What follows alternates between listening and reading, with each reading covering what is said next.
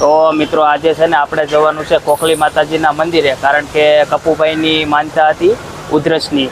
તો મિત્રો સતત 2 થી 3 મહિનાથી ઉધરસ આવતી હતી અને મટતી પણ નહોતી. બહુ બધી દવા કરી હતી પણ મટતી નહોતી ઉધરસ. તો આજે છે ને કપુભાઈની ઉધરસની માનતા, કપુભાઈને ઉધરસ મટી ગઈ છે એટલે આપણે માનતા પૂરી કરવા માટે ખોખલી માતાજીના મંદિરે જવાનું છે.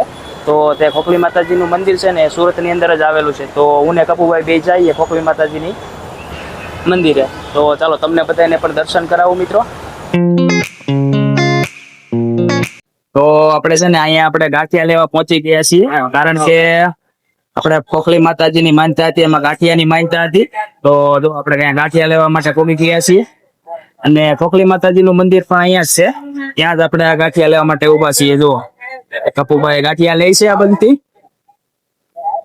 ને મિત્રો એમ કહેવાય છે કે જેટલા ગાંઠિયા માનો ને એના ડબલ ગાંઠિયા લેવાના. તો કપુભાઈ આ બધું ગાંઠિયા લઈ લે પછી આપણે મંદિરની અંદર જઈએ. તો કપુભાઈએ ગાંઠિયા લઈ લીધા છે ને હવે છે ને આપણે મંદિરની અંદર જઈએ. તો ચાલો આપણે માતાજીના આપણે દર્શન કરીએ અને આપણી માનતા છે એ પૂરી કરીએ. જય ખોખલીમાં આ મંદિર છે.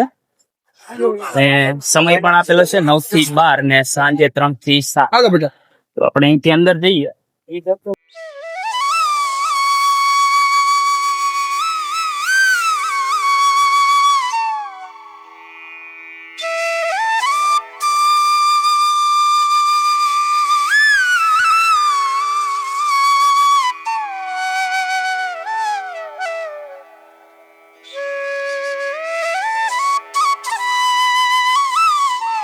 તો મિત્રો આપણે છે ને ખોખલી માતાની માનસા આપણે પૂરી કરી લીધી છે ને હવે છે ને આ ગાંઠિયા છે ને આપણે જ અહીંયા ખાવાના હોય છે. તો આપણે પ્રસાદી ખાઈએ અને મિત્રો ગમે તેવી ઉધરસ શરદી હોય એ ખોખલી માની માનતા કરવાથી મિત્રો મટી જાય છે. તો અમારા કપુભાઈ ને મટી ગઈ છે અને હવે છે ને આપણે જઈએ અને ગાંઠિયા છે એ આપણે ખાઈએ. તો જો કપુભાઈ ગાંઠિયાની પ્રસાદી છે મૂકી દીધી છે અને હવે આના જ ગાંઠિયા છે ને આપણે જ ખાવાના હોય છે.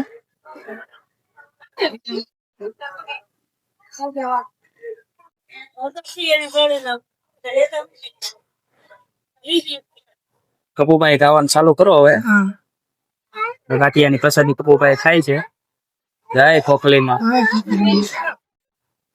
તો મિત્રો તમને બધાને પણ જો કોઈને પણ શરદી ઉધરસ હોય તો ખોખલી માતાજીની માનતા કરજો અને સારું થઈ જ જાય છે. કપુભાઈને પણ સારું થઈ ગયું છે.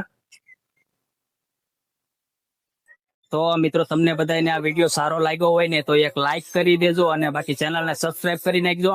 તો જય ખોખલીમાં બધાને.